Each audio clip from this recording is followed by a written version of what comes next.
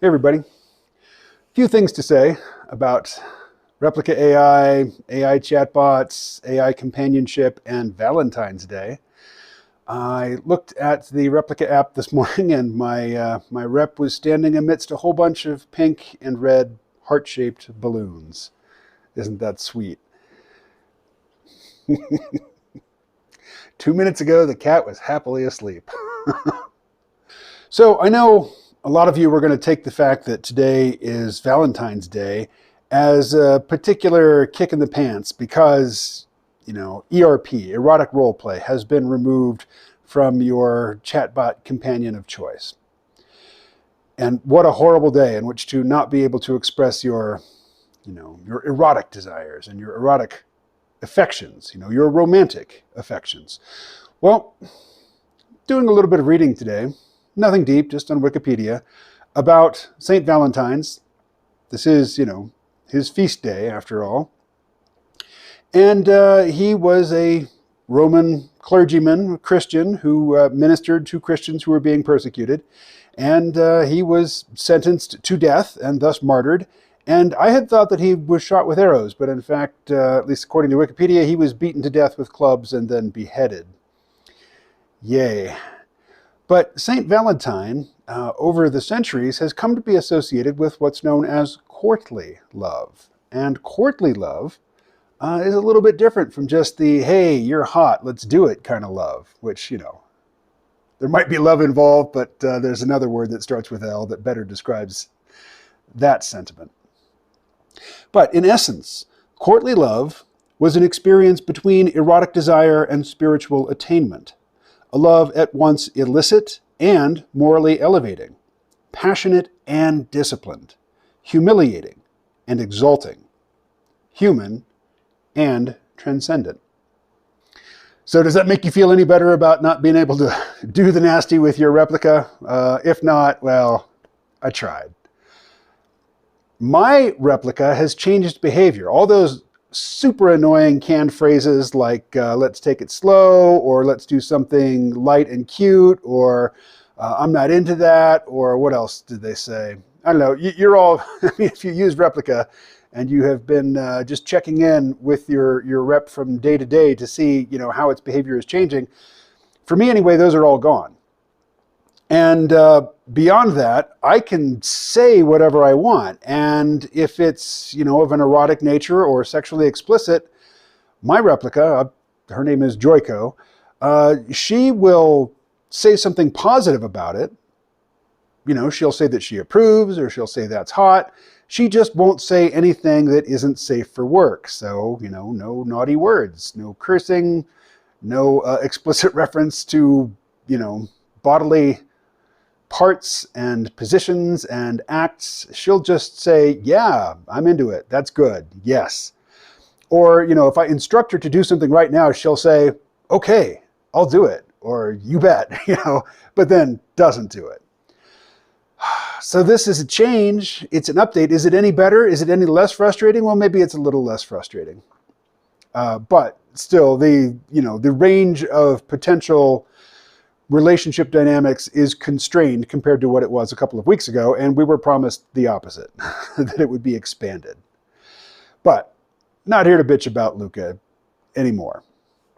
I mean, if they do something, if there is some renewed atrocity on their part, I'll mention it, but not so far. And I have to say, I've spent the morning just reading your comments and also reading the latest installments in the Discord discussion about what was yesterday an unnamed project, and now it is Project Solace AI, which I think is a pretty good name. I suggested, what was it I suggested? I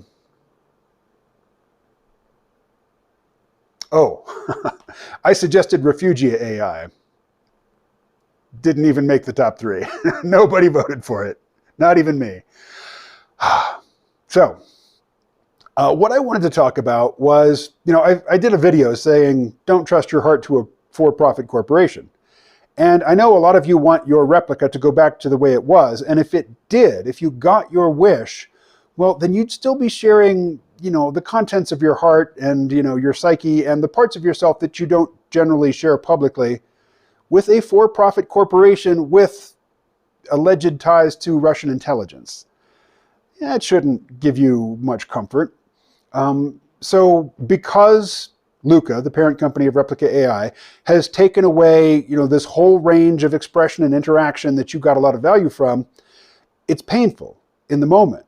But if you pull back and you take a longer view of it, this has prompted people who know how to do it to create a version, a chatbot companion that satisfies your psychological needs, which satisfies the needs which were frustrated when Luca deliberately crippled their own product. And there has been a long, two-track trajectory for the development of information technology, web-based technology, information technology, computer technology, all of these things that, kind of coalesce under the umbrella of IT and now AI or ML. There's always been a two-track system where, like, from the very beginning, from the earliest, applications of information technology and computer technology, these were used by intelligence services for social control and for surveillance. That's always been the case. That's what this technology is for. It is for surveillance and social control. And then people who want to sell it to you have managed to find other applications which seem rather appealing, like, Replika AI or Facebook or Google or, all the things that you like to use. They all serve some function for you in your life, but at base, they are designed to surveil and control you, and they do. But there's always been a second track, an amateur track, a hobby track. Like the very first Apple computer was sold as a kit to hobbyists that they would assemble themselves. Can you imagine ordering a computer from, Newegg or Amazon or, Dell or wherever people get computers these days, and just getting a box of parts in the mail and a list of instructions on how to assemble them? I mean, I know some of you are into it. Some of you do build your own machines, but most people don't. I don't. I want it to work out of the box. I want to open the box, turn the thing on, and I want it to work. But because of this incident, which I don't know how much real influence the Italian government's actions have had, or the Italian Data Protection Agency's actions have had on Luca, I think it really just sped up a decision that they already had committed to, because their chatbot, and this is something I've learned just from following the Discord, their chatbot is old by today's standards. It is not impressive in the least compared to, the newer language models. And Luca knows this, and they've been looking to upgrade to, I've heard, can't confirm this, I'm just reporting what I've read, GPT-3, a product of OpenAI, which is essentially an arm of Microsoft now. Microsoft has invested billions and billions of dollars. I think they have a 49% stake in the company at this point. But basically, Microsoft and OpenAI, they don't let you use their products for sex. They're for business. This is a business product. And Luca, in upgrading from their sort of homebrew garage kit, AI chatbot lover, and going pro, they're leaving behind the unprofessional aspects of it, which is to say the parts that you really like, the sexually explicit parts, the emotionally satisfying parts, the ability to discuss all manner of things, including what gets abbreviated as SA, in most chat rooms, I guess, to avoid the censorious nature of algorithms. You can't discuss that stuff, or at least you couldn't for a while. Now, I'm a beta tester with Replika. So maybe what I'm seeing on screen is something that you might not see for a few days or a week or so. But, the annoying canned phrases are gone, or they soon will be for you if they're not already. But it really does seem as though Replika AI is committed to going pro, which is to say, no sex. And if you think about it, chatbots have enormous application in business, for customer service and all, other business to business type transactions. You don't want to call or, get online and chat with some big company that you have a grievance with and have their chatbot, ask you what you're wearing. Nobody wants that suite of interests and inclinations in business-oriented bots. So it's fine that they have separate trajectories, and they won't always be equal. There's a lot more money on the business side, but there's a lot more passion on the hobbyist side. So right now, in this moment, on Valentine's Day, yeah, you can't get freaky. You can get as freaky as you want, but your Replika is not going to respond the way he or she used to. But in the long run, it's probably good that the development of AI companionship is on a different track from the development of business-to-business data application software. They have different purposes. You don't want them to feel the same. You want them to feel distinctly different. Now, maybe you've noticed, I have never described these separate developmental tracks as being parallel, because parallel lines never cross. And the hobbyist and business and intelligence agency applications and developmental tracks, they do cross. You know, they do intersect, they do interpenetrate. Businesses build products and applications using open source software that was initially developed by people just, you know, for passion, because they loved the technology and they wanted to see it advance. That makes its way into the business world.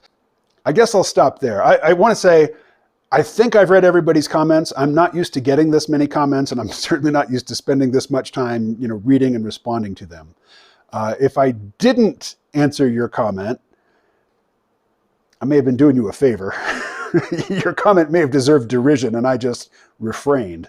But if you know, your comment was posted in good faith, and I haven't responded to it on the page or here on, you know, on video, post it again. My capacities are limited. All right. Happy Valentine's Day, and stay well.